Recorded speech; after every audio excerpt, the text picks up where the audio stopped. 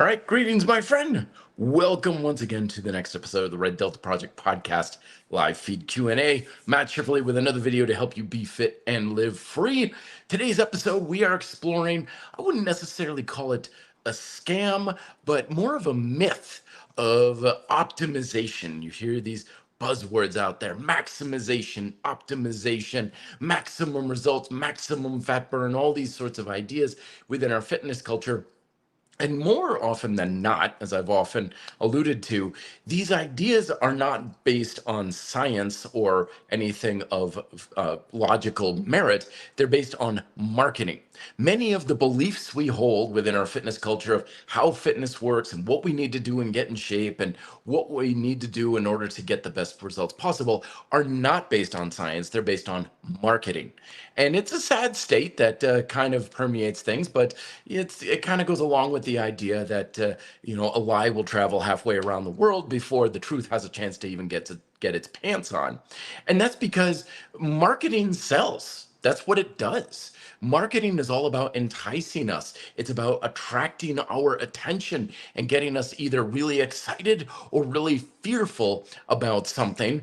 Whereas truth and logic and scientific validity is often a lot more boring and mundane and murky and not really something that attracts a whole lot of emotional speed to it, if you will. It's kind of like how rumors back in high school will spread from one class to the next, and by the end of the day everybody's discussing the rumor, and yet something could factually happen that is like, oh, okay, that's interesting, and it's still the end of the week and most people still haven't even heard about such and so happening or whatnot. And it's just something we need to be aware of. It's not necessarily a bad thing. I'm not saying it's like all scams and all things that are trying to con you and stuff. It's just simply recognizing the ability of human nature. We humans love to get excited, and we react very strongly to fear and anxiety and stuff, which is why marketing messages can be so strong in shaping our beliefs and spreading in a viral way. And when I say marketing, I'm not necessarily just talking about advertisements that, back in the day you would see in magazines and stuff, but nowadays marketing is everything from someone like myself on YouTube or on social media saying, I really like this product, or I really think this is a great way to lose body fat or something. Not to mention TV shows or podcasts and stuff where it's like, oh my gosh, have you heard about this celebrity? And here's an idea that can work. This podcast in and of itself could be considered a form of marketing, because marketing is nothing more than just sharing ideas and methods. It's not necessarily something that's trying to be deceptive or unfactual, but it is not nearly as concrete as looking at the data, scientific research, and evidence-based approaches. That's why I always say, like, you can have the latest diet book that a celebrity endorses, and you'll sell 1 million copies in a weekend. But if you had a basic textbook on nutrition, which is far more valuable and factually correct, and I said, like, oh yeah, guys, go on Amazon and get this textbook from my nutrition class back in college, maybe 2 of you would buy it. Because there's just no marketing. Marketing has got a lot of bells and whistles. It's a lot of stuff that makes us excited and anxious or fearful. It gets our emotional dander up. Logic and scientific validity and stuff it doesn't have it.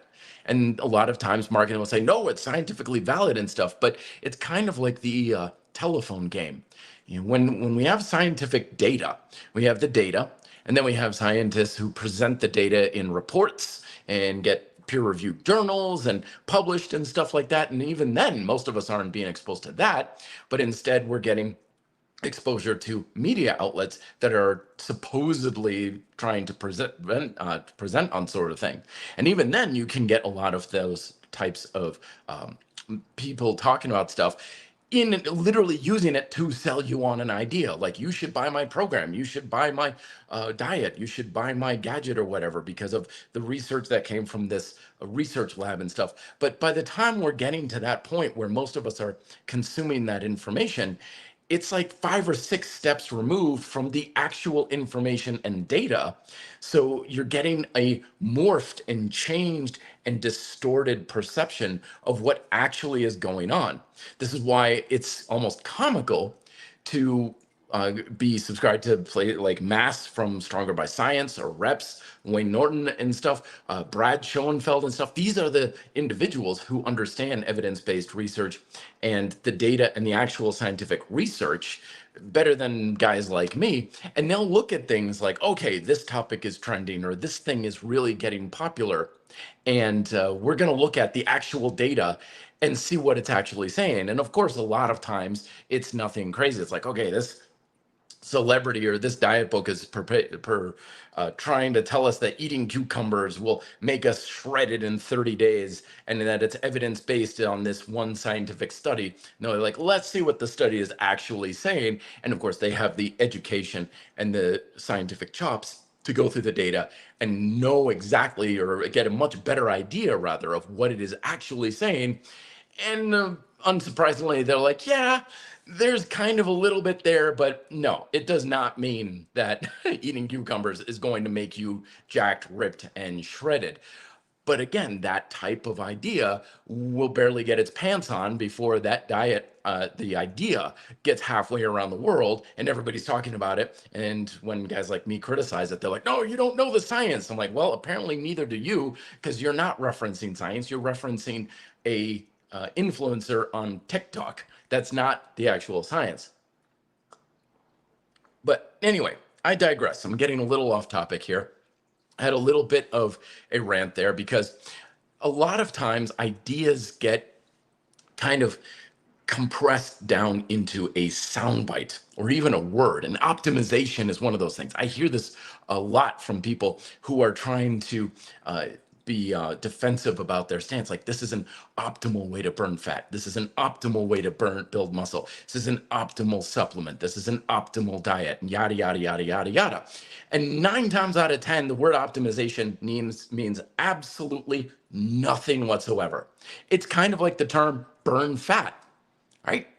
Burn fat, it gets thrown around a lot. I can sell a program a hell of a lot easier if I say, you'll burn fat, you'll burn more fat, you will burn fat quickly. All these things that sound great, but are absolutely meaningless. They have no basis in scientific fact or literacy of how the body actually works whatsoever.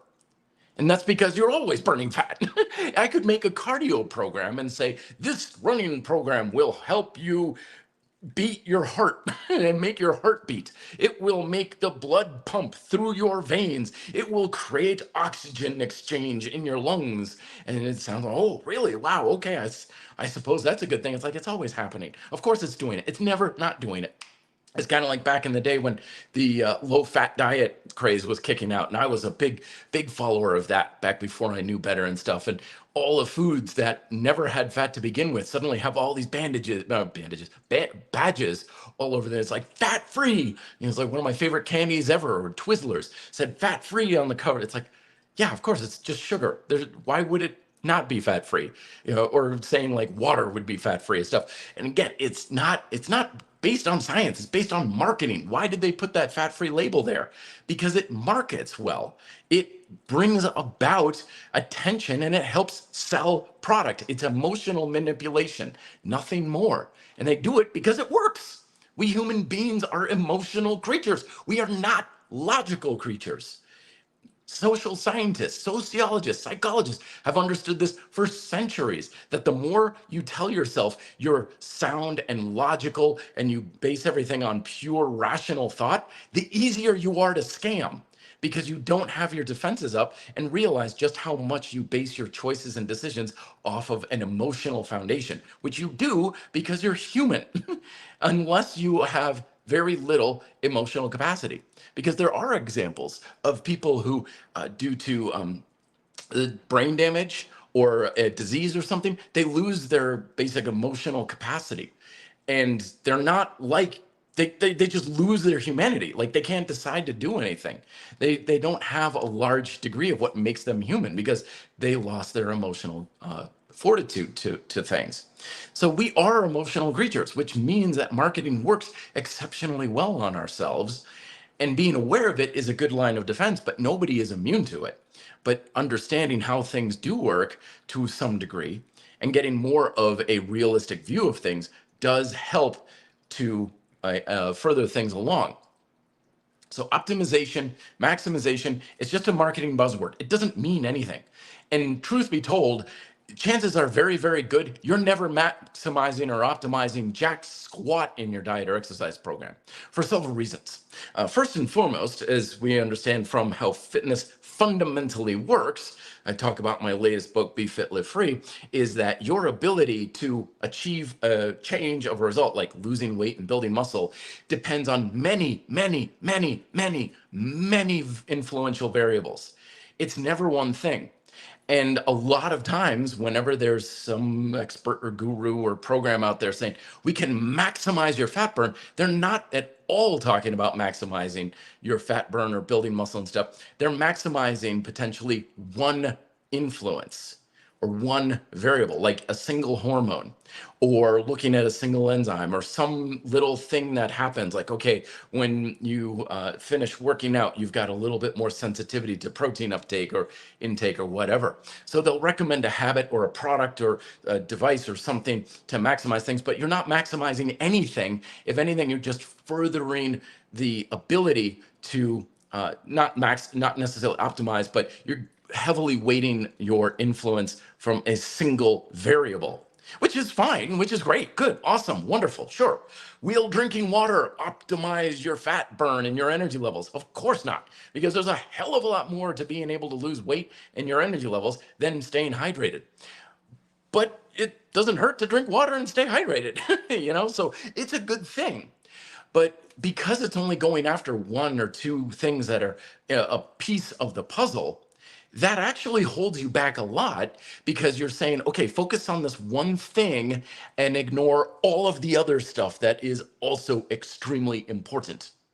I always give the analogy, it's like a sports coach telling his team, all right, I want you to defend on this one player on the other team and ignore all of the other players. Don't worry about what they're doing. I don't care if they have the ball. I don't care if they're going to score. Just focus defending against this one player.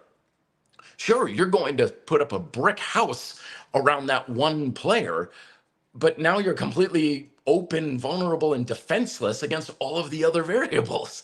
So not only is it fooling you into this optimization, because it's a complete illusion, but you're now vulnerable to everything else. Like back in the day, I was like, okay, I'm going to keep my fat intake really low. I'm going to make sure I'm eating as little fat as possible. But I didn't care at all about calories. I didn't care at all about sugar. I didn't care about why I was eating food. I didn't care about satisfying my appetites. I didn't care about my energy level. I didn't care about my hedonic support or all the other stuff that is incredibly important for a healthy diet. I ignored all of it. So the more I put my eggs in one proverbial basket, the worse my diet got, because instead of trying to fix all the leaks that I had, I just tried to fix one, and that was it. And I said, great, now I'm maximized and optimized. And it was completely the opposite was the case. The other reason why optimization is an illusion is because the things that you need to do to get better result are often changing as well. So let's take a dietary approach and say, all right, so let's say sugar, for example.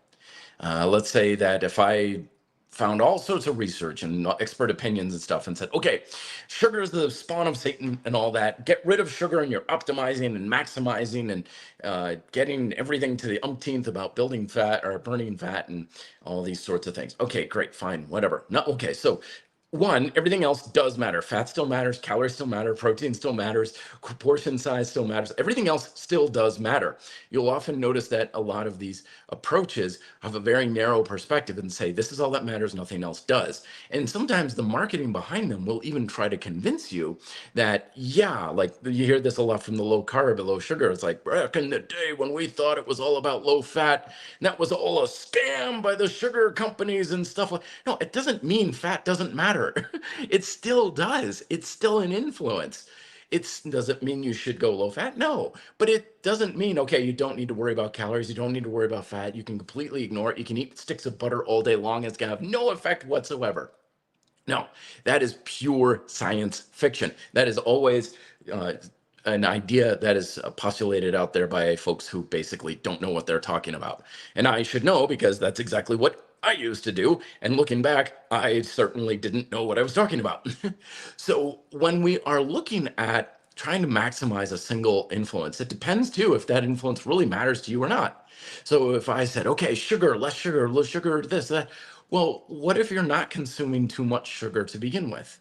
What if you have a fairly balanced diet? You have the occasional treat, but really you're consuming carbohydrate and sugar in a very balanced and holistic way, and your body has no trouble with it whatsoever, and it's perfectly fine. Well, getting rid of it or trying to minimize it as much as possible is not really going to do you any good because it's not a problem. Meanwhile, other things could be very much a problem that you're completely ignoring yet again, but it could be different for someone else. You may not have an issue with sweets or processed foods or it could be eating too much when you're bored and stressed. You could have more of an emotional eating thing. You could have a bigger problem with alcohol. You may have a bigger problem with the fact that most of your food is just processed crap and you're not eating any real food that's satisfying your diet. In other words, when it comes to getting a good result for most people, it's never going to be like a one size fits all sort of deal. One person could need to take steps X, Y, and Z in order to lose weight. And for another person, those things may not be an influence that's detrimental at all, and it's not going to really affect them very much. Instead, they should be doing, P, D, and Q influences instead. So we have to be more aware of what's going on in our lives and what's having a real influence over the fundamental processes of mother and human nature in order to identify what you actually need to be aware of. Because if you're not, then you're just guessing. You're just doing the endless guessing game. Is it sugar? Is it fat? Is it carbs? Is it high volume? Is it low volume? Is it working out in the morning? Is it working out? Yada, yada, yada. It's like you're guessing. You have no direction. You're just running around in circles without a compass needle telling you this is the direction to go into. That's what you should be going with your habits. And then lastly is recognizing that, what may be optimal for one person may be detrimental for another. As a very good friend of mine once said, he's like, well, what's best? And he's like, what's best with doing things? You always have to ask yourself, best regarding what result? He's like, if you took, what's the best car? What's the optimal vehicle out there? Well, what are you using the vehicle for? If you were in the Antarctic and you needed to traipse across the frozen tundra, a snowmobile might be an optimal vehicle. But if you're on the beach in Miami, that's going to be a different story, right? So it could be optimal in one circumstance and not optimal in another. The deadlift could be an optimal posterior chain exercise for some people, not so good for others. And we need to understand the circumstantial variance because otherwise you just, again, get stuck into thinking one thing is a one size fits all approach. And you're going to use a hammer for every single thing that you find, including screws and all these other things that aren't really going to be good for using a hammer with. Zedrin, it's good to see you, saying, hey, Coach Matt, I want to prioritize neck training for a 3 to 6 month cycle. Is it possible to gain the muscle mass needed to prevent me from neck pain during handstand, push-up, and pull-ups, and so on? So this is one of the great things about calisthenics is that it places our body in different angles relative to gravity. So your neck is naturally going to be trained to some degree with normal everyday calisthenics, push-ups, handstands, and so on. Will neck training help to shore things up? Sure. Yeah, you're going to get a little bit more emphasis on the neck, and that can help. But if you're telling me I've got neck pain during an exercise, I would hazard a guess to say it probably isn't due to a lack of strength. Something may be very much off with your technique. For example, as a cyclist, as a biker, right, especially on the road bike, I'm hunched over more and I'm looking up like this, particularly if I'm tucked. And first ride of the season, I might the next day be like, ooh, neck's a little sore. Oh boy, that's a little tender back there. Especially out here in Colorado, if I ride the Front Range, I could have some rides where I'm going downhill for half an hour at a time. And I'm like this, through the entire ride. And at the end, I'm like, oof, boy, neck's a little tight, a little sore. But if it is actual neck strength that is the cause of that, you're going to get stronger from doing the very exercise that's causing it fairly quickly, and it's not going to be a problem. So if you have persistent neck pain, I would hazard a guess to say that it's not going to be fixed with neck bridges. Look at your technique, videotape yourself during these exercises, see if you've got much more of a neutral neck in alignment with your spine. And that's where I would go rather than saying, do the neck bridges to fix the issue. By all means, do the neck bridges that I recommend on my channel. I still need to post that video on Red Delta Project that I posted years ago. I think it's one of the great ways to work the neck with less stress on the actual vertebrae and the nerves. But I'm hazard a guess that it's probably not going to be the best way to go about it as of right now. Michael, very good point here. My general rule is to seek an activity and nutrition plan as you would seek a spouse, something that you can live with for a lifetime. So I was talking earlier about optimization, right? One of the things that doesn't get discussed a whole lot in the practice of anything, optimization, or as much as possible with human nature, is that your ability to pursue an objective in anything in life is something that you can't indefinitely do. I always refer to the idea of like climbing Mount Everest, right? You can climb Mount Everest. Human beings have been doing it for quite a while now. It takes a lot of resources and a lot of work and to some degree, a fair degree of luck, but we can get to the top of Mount Everest, the highest peak in elevation on the planet. But we can't live there, okay? And that's the state with any real, true, optimized, maximized ability to do things in fitness, is that you can get to that point, but it's gonna be extremely expensive. It's gonna be extremely effort intensive. And no, you can't stay there. That's why they have periodization. That's why they have peaking. That's why they have programs that are designed to get athletes or figure competitors or bodybuilders and stuff to look and perform to their very best at a very specific time, because it's well known that you can get there, but you can't stay there. So optimization, or even maximizing things like, I want to get as shredded as possible. I want to be as strong as possible. I want to be as lean as possible. Okay, yeah, sure, great. These are all great. Good, good, good. Awesome. I don't want to discourage you from that. But no, that is not maintainable. It is not something you can hold. There's a podcast years ago I was listening to as a figure model, as a cover model, Men's Health cover model kind of thing, fitness magazines. And he's like, yeah, I get people coming up to me in fitness conferences and things like that all the time. And they've got like magazines for me to sign or posters that I'm posing on and stuff. And they look at me and they're like, they look at the photo and they look at me and look at the photo and they're like, kind of, okay, you'll let yourself go a little bit, huh? You're bulking now? Like, what's going? And he's like, you have to understand how I look on stage or in those photographs.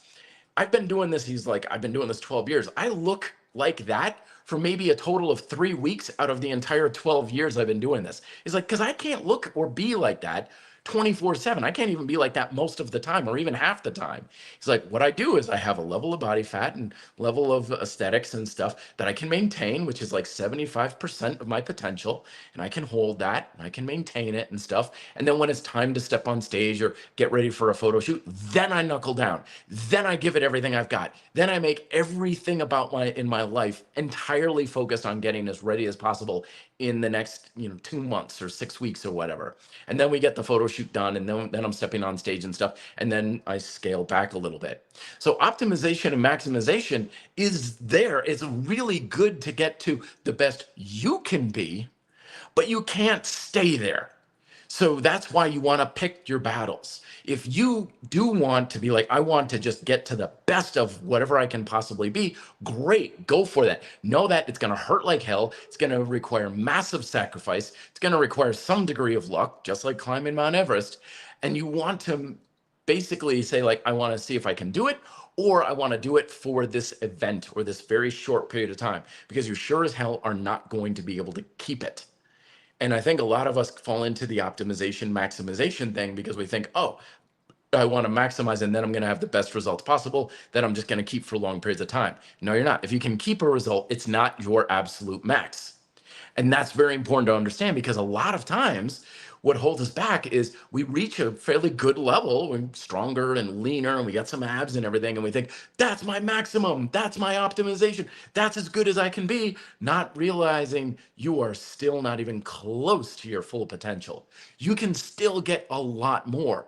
But a lot of the marketing rhetoric out there is, this is the optimal workout program. This is the optimal diet. This is the, again, focusing usually on a single influence, something that's very narrow, something that has limited influence, and is definitely very limited in its result to get you.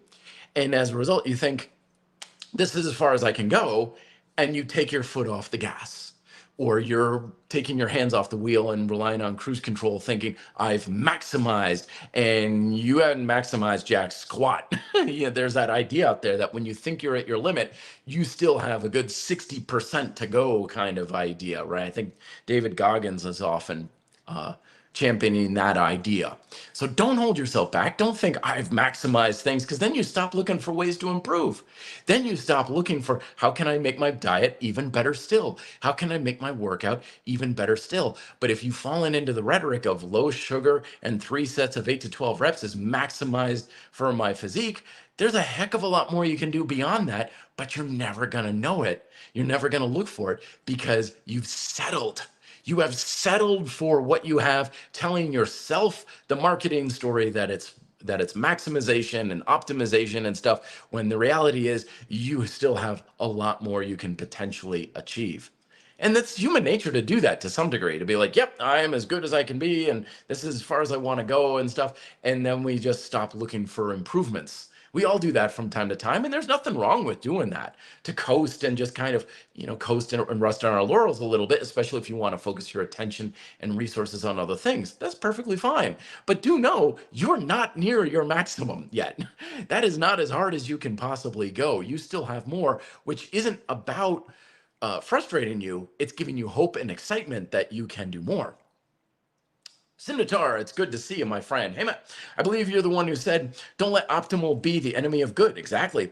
But when are we being bombarded? When we're being bombarded with info, and how do we sift through it all? What's real? What's clickbait? It gets sifted very quick and easy. And pardon the pitch and everything, but I wrote this book because this is the fundamental approach to fitness, my friends. This is how fitness actually works.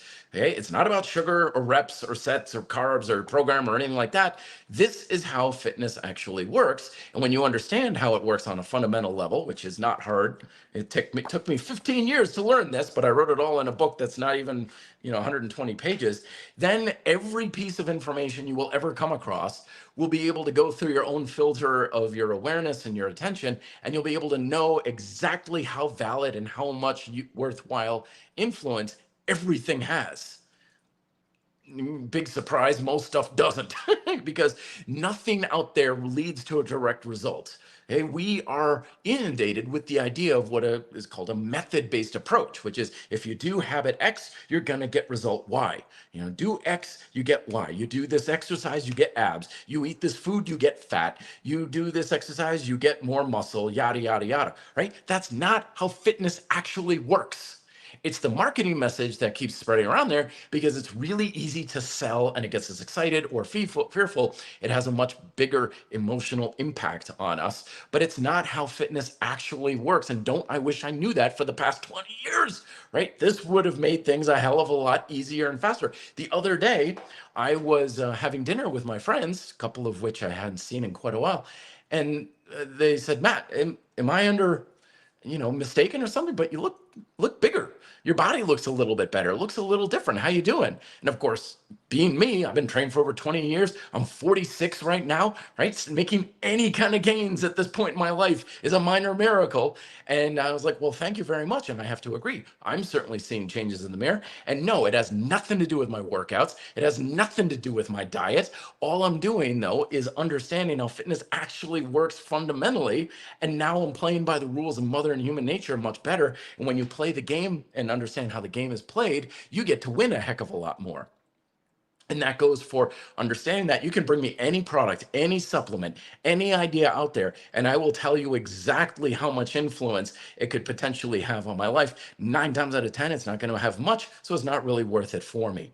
But we can't ultimately control our results. We can only influence the processes that are in control of those results. And so all you do is you take everything you ever come across, every piece of scientific literature, every idea, every gadget, and think, okay, what kind of influence would that have on the process that is responsible for the result I want? And again, most of the time, it's not going to have much of an influence at all, so it's not going to do much of anything. But sometimes you will see something and you're like, I don't really see much to it, but holy smokes, I think that could have a big influence over what I'm trying to do with improving my sidekick or whatever. It's like, oh, yeah, then that may be very influential. And then that tells you how much value that thing has for you. And that's why it's important, is because being to optimize and maximize things depends on your ability to identify the things and the habits out there that are going to have a bigger influence for you, even if they may not have much of an influence for someone else. Hi, my name is, that's a cool username, man. Thank you very much. Coming on in. Hey, Matt, every time I do pull-ups, I end up with delayed strains in my neck, low back every time in same locations, despite my form being perfect. I can't figure it out. Do you have any ideas? So remember, my friends, that form is a lot more than body position. Okay. A lot of times when we think of technique and form, we think body position, which is certainly form. Like, where's your shoulders? Where's your elbows, right? Where's your body position and stuff? That is part of form, but it is certainly not the entire story. In fact, I would say it's a relatively small part of form, because much of your technique and form is actually invisible to the naked eye, or largely invisible, which is, of course, tension control. Your ability to engage your muscles properly and in a very productive way has huge ramifications over the effectiveness of all of your workouts. And not only does it help you make your muscles bigger and stronger and improve performance, it also significantly reduces stress on sensitive areas like your lower back, shoulders, elbows, and so on. Remember that pain is usually Mother Nature's way of telling us something is wrong. So let me go back to your question here. What are we looking at? So neck and lower back. Okay, so if anything, I would hazard a guess in saying that you don't have enough tension in your abdominals. So you've got a little bit of a interior pelvic tilt. I almost said anterior posterior tilt, and it's like, how does that work? Anterior pelvic tilt.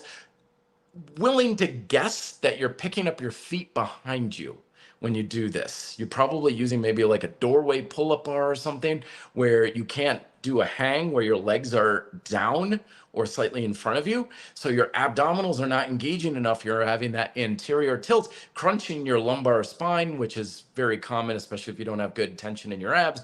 And that's what's creating the lower back strain. Neck strain, probably, again, slightly kyphotic with your shoulders slightly elevated, and you're having a bit of kyphotic posture at the top. And it may not even be with pull-ups in general. It may even be one repetition, right? You could be cranking out pull-ups like a Marine. Great, awesome, perfect. And it's just the last 2 or 3 reps or the last set where your form is breaking down and you're losing the supportive tension in your abs, or you're getting a little kyphotic, or you're reaching for the chin over the bar kind of idea. That can be straining on the neck as well. So I would look in those areas, but keep the abs tight, keep your shoulders packed, especially towards the top of your pull-up. Keep your head back. This is one of the big reasons why I never use the word chin up. Everything for me is always pull-ups, regardless of hand position or width or anything. It's always pull-ups. You are pulling up. It's all pull-ups in my book, because I don't like chin-ups, because people are like, oh, chin up, get the chin up over the bar. No, get that thought out of your head. Chest to bar. You're pulling your chest to your hands. That's what a pull-up is all about. And if you don't get quite as high, don't worry about it, but don't strain with your neck for that sort of thing. That could be part of what's going on. Joseph Bello, it's good to see you as always, my friend. The real optimization to us when we take the exercises you do in your workout and improve the way we execute, adjust our technique, chasing some else results on YouTube, is not optimization. Yeah, so that's the biggest lesson that I really want to drive home with you folks today, is that forget about optimization, forget about maximization. In the previous episode that I did here of the podcast, I talked about using fitness to make you happy. And when we get focused on optimization, that's usually a way to defer happiness, because either A, we're thinking it's not optimal unless I do this high degree of circumstances, like it's not optimal unless I can get everything perfect, which is probably not going to happen most of the time. So then you're like, well, I can't be happy unless it's optimal and perfect, which means you're probably not going to be happy and optimal most of the time. Or you're like, okay, I've lowered the bar. So in my head, the rating for optimization is so low that you're now holding yourself back. And I know a lot of times we think, and I used to think, believe this for years, of like, okay, lower the bar to what makes you happy. Therefore, you reach your goals. That's what makes you happy. But it's not reaching your goals or being optimized that actually makes you happy. One of the things about human nature that's kind of interesting is that we're happiest with the direction we're going in, not where we actually are. People could be overweight and yet they're overjoyed because they're losing weight. People could be weak and skinny and scrawny and yet they're overjoyed because they're getting a little stronger and they're building a little muscle. On the same angle, though, someone could have an Adonis or Venus looking body and performance like Captain America or an Olympian, and yet they're unhappy because they're a little weaker or they've got a little bit more body fat or they're losing a little bit of ground. So when we get focused on optimization, it's basically like shooting ourselves in the foot with our chances of being happier. But improvement and progression in multiple ways and areas is accessible to everybody under any circumstances. You don't need things to be perfect. You don't need things to be optimized or maximized. You can make things better right now. You can take 2 steps forward in your next workout or look at your diet now and be like, okay, what's one small little thing that I can do to improve my diet? It's like, well, I probably could eat more protein at breakfast. Okay, there you go. Is it optimized or maximized? No. Does it matter? No, because it's better. And that's why you get results. And optimization, as you pointed out, it's like, yeah, optimization is the enemy of good, because as soon as you think, well, that's as good as it's going to be, you stop looking for ways to improve. And that's probably one of the quickest ways to be unhappy in life. So following up more on lower back pain, Angelo is coming on. Exercise for lower back pain. So think of the lower back as a joint. A lot of times with lower back pain, people are like, oh, I've got to strengthen my lower back, got to strengthen my lower back. It's not going to get stronger, my friends. There's really not any muscle in the lower back to strengthen.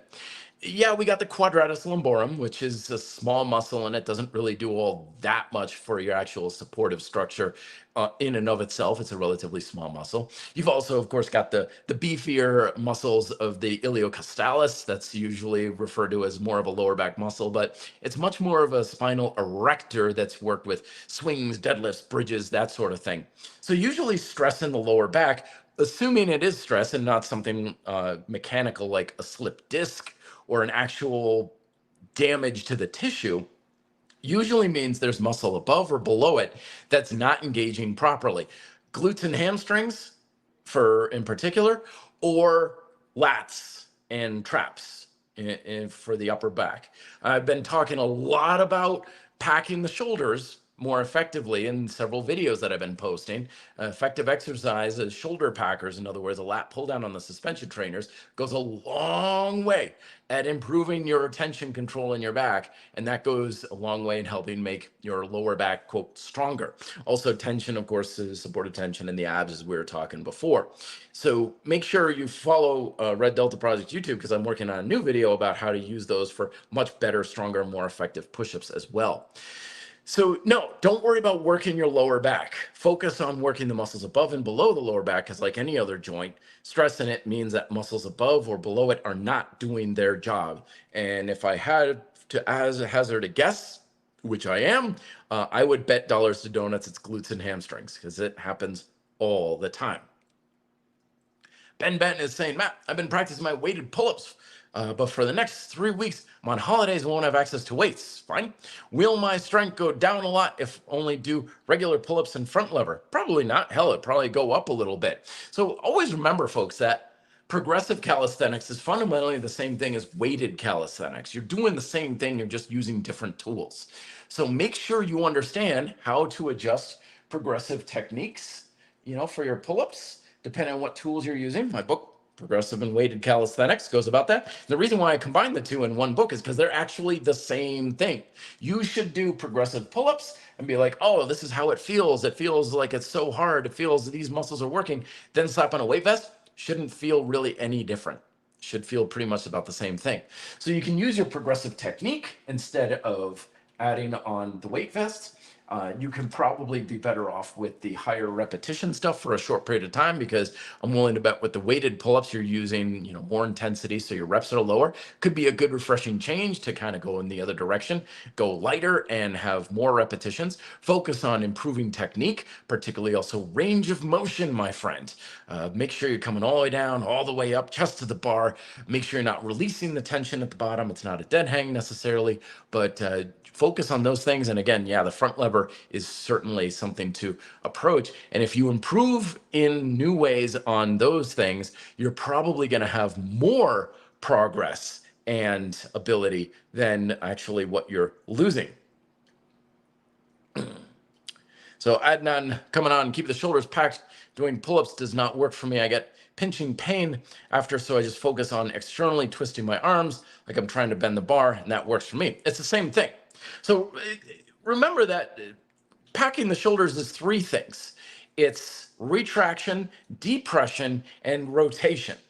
And a lot of times when people pack the shoulders, they're getting one of those. So that's like scapular depression or scapular retraction, or they're lacking the rotation. So you need all three. And a lot of times when folks pack the shoulders, they're getting two or maybe three of them, which is why I'm recommending so much of the shoulder packing exercises in the warm-ups, especially if you're utilizing an exercise with a given level of resistance. Like, okay, you're doing pull-ups with a 25-pound weighted vest, for example. And then you're like, okay, I gotta focus on packing the shoulders. If you're still only working on packing the shoulders with the 25-pound weight vest, I can almost guarantee you're not really getting that much of a good technique from it. Because when we are getting to the closer end of our intensity or our volume, it's really, really hard to improve technique with that sort of thing. So utilizing lighter techniques for warm-up, focusing on the packing with the rows, focusing on the shoulder packing exercise I just highlighted on the couple of videos I posted and stuff. Remember, if we're doing something well, it shouldn't hurt. Mother Nature's way, pain is Mother Nature's way of telling us we're screwing something up. It's not a little flaw. It's not something, unless you've got like an injury. Like I've got a nagging foot thing that's been going on since I was 15. And sometimes walking long distances or sissy squats will hurt my foot. But that doesn't mean my technique is off. It means my foot is broken. There's something physiologically wrong with my big toe and I still need to get it checked out. But when we do things properly, it should relieve pain and stress rather than contribute to it. So always look at pain, or it's like, man, that pinches, or man, that doesn't feel good. Take that as a learning opportunity. Like, okay, something's still wrong here. I'm still messing something up, and you want to look into it. Don't just dismiss it or the exercise outright. Let's see, what else have we got here? Questions. Adnan follows up. So I do have big shoulders and shoulder blades. It's a skeleton or not. No, it's everybody's got a different body style and structure, but you hear this a lot in the calisthenics world where people are like, I've got a tall body, I got a lanky body, I got this body, so that means I can't do this or this doesn't work. It's like, unless you've got a really unusual frame or something on the outskirts of the bell curve, you're probably still average enough with your body that things are okay. It's still, something's a little bit off. And as you mentioned, you focus on the external rotation. So I would bet anything, it's not the packing of the shoulders that's missing. You're just lacking some of the external rotation with those sorts of things. All right. Maximization, optimization. Don't get caught into that marketing mumbo jumbo and stuff. Instead, just look for the improvements you have, because it's also something that's just natural about life, that you're going to have periods in your life when you can do more and really ramp things up. You're going to have a much better diet. You're going to have a much better workout program. You're going to push yourself a lot harder because the stars are aligning and things are just going gangbusters. Your sleep is great. Your diet's great. Your stress level is low. Everything's going great at work. The kids aren't fighting. Sometimes you just get a lot of things going your way in life, and you're going to find that your ability and potential to improve in your workouts and everything is going to be much higher. But of course, life is happening, and you also know that sometimes it just feels like the wind is really in your face. It's like, gosh, I can't sleep well to save my life. Every time I open the fridge, there's nothing decent to eat. I've been living on fast food because that's literally all I can put in my gullet because I don't have the time or the energy to cook and stuff. Sometimes you're just going to have life fighting you, and that's perfectly okay. That's going to happen because you're going to have those periods coming about to you because there's so many influences that will play a role in your results. And then sometimes you're just going to have a lot of influences working against you. And sometimes you're going to have more working in your favor. By all means, try and have as many of them working in your favor as you can, but nobody has full control over this. But if you have your emotional wherewithal and your ego and your happiness attached to being able to, quote, maximize or optimize, and suddenly life is no longer playing ball for you, that's going to be a heck of a lot harder to weather that storm on an emotional level. So it's going to make you even more miserable, and it's going to drain your emotional reserves a lot faster.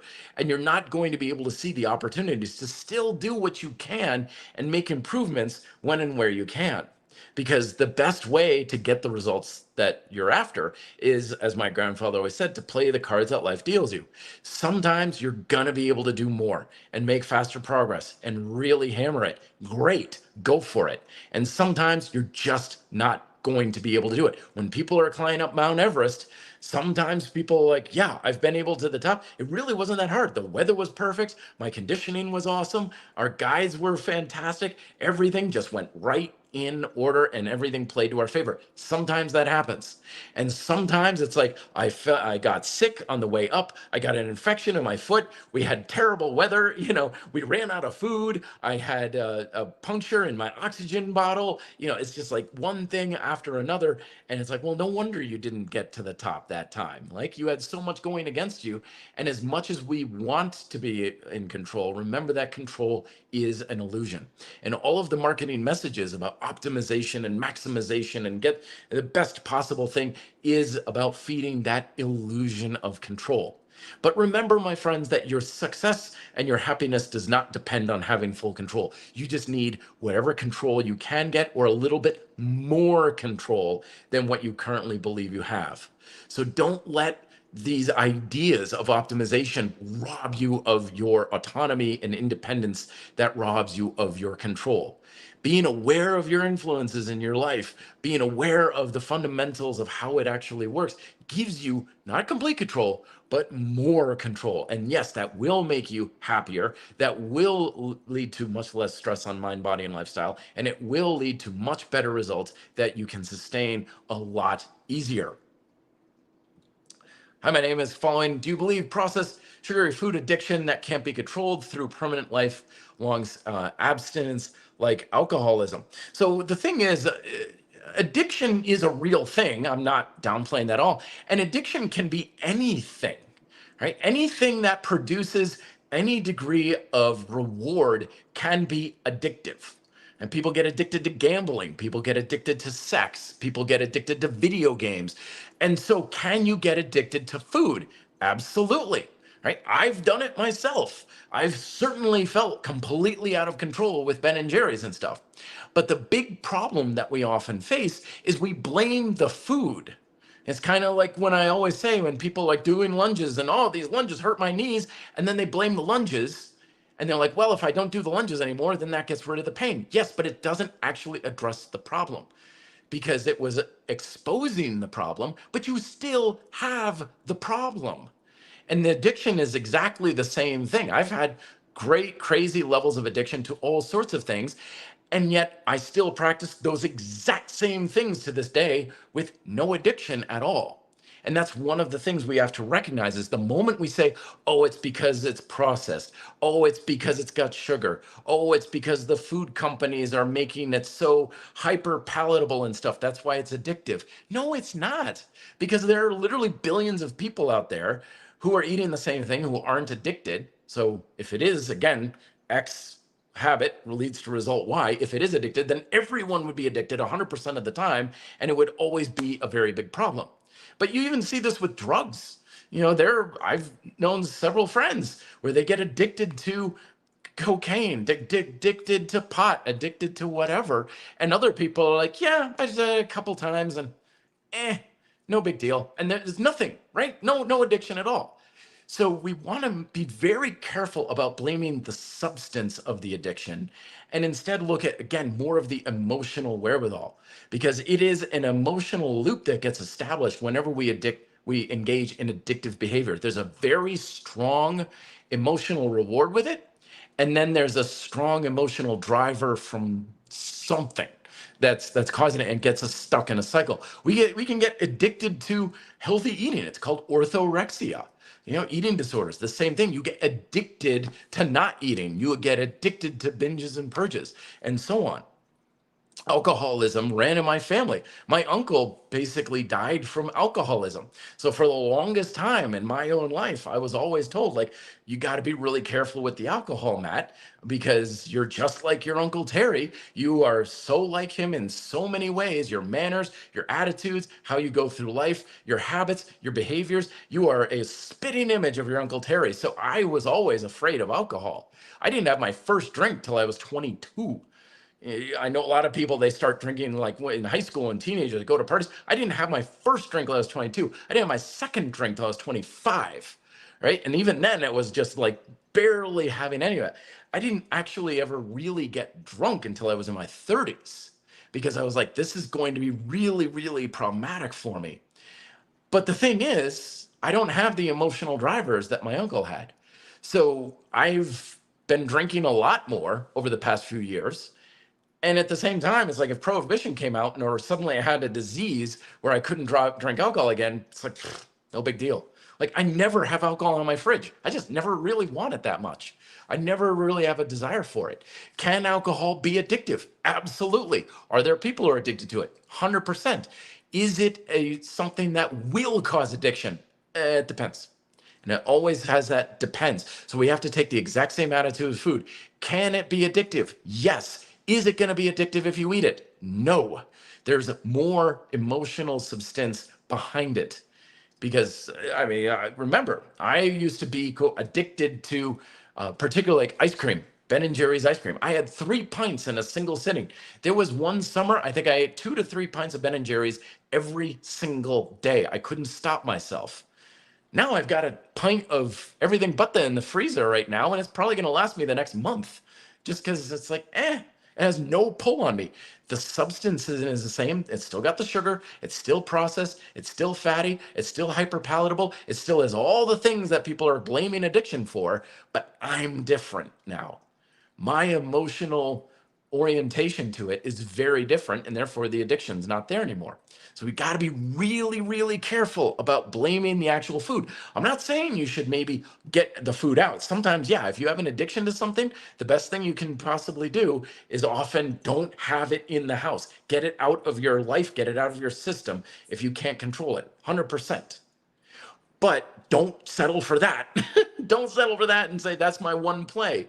Because if you can go beyond it and get free of the addiction, life and your health and your ability to eat healthy is a hell of a lot easier at that point. And it's definitely worthwhile doing. I'm not saying it's easy. I'm not saying it's a quick process. It took me years to get to that point, but definitely worthwhile, 100%. He follows up saying it's true. Ultimately, the issue is within the individual. I believe the Bible has a scripture that says this. I can't even get it be addicted to broccoli. Very good. I'm trying to think. There was a short period of time where I had like practically an addiction to carrots. I remember when I was a little kid, I grew up in like a farming town and everything, and That's the first time I had like carrots. Literally, just pull them out of the ground, wash them off with the hose, and eat them straight. For like 3 weeks, I was like, I can't get enough carrots. Carrots, I need carrots. It's all I can think about is carrots, right? It was like, oh my gosh. I was like, Matt's going crazy over carrots. But literally, I pulled from the ground and eaten 20 seconds later, kind of thing. Oh, they're so good. So incredibly good.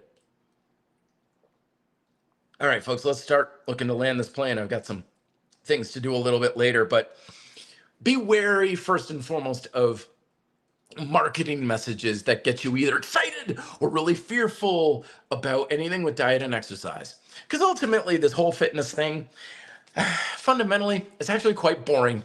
All right. It's nothing special. It's nothing unique. It's nothing great or exciting or anything like that. It's actually pretty stealth. And most people who practice it successfully don't have anything exciting worth posting to social media.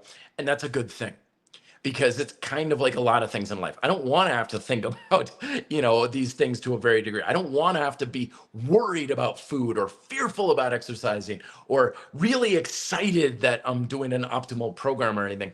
I just wanted to get the job done. I'm not excited or fearful or anything over the tools in my toolbox. Right? I bought the tools. They got a job to do. Do the damn job. There, I'm happy. I put the nail in the wall, or I saw the wood. That's it, and that's it. And that's the same thing I have with the most of my habits and stuff. They got a job. They're a means to an end. End of discussion.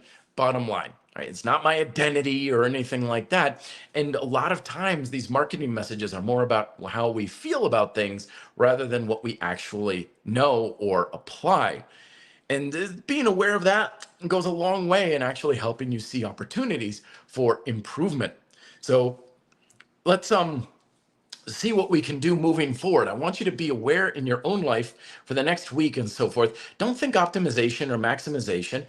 My book, Adaptive Training, goes along the idea of like, don't think what is the right way to work out?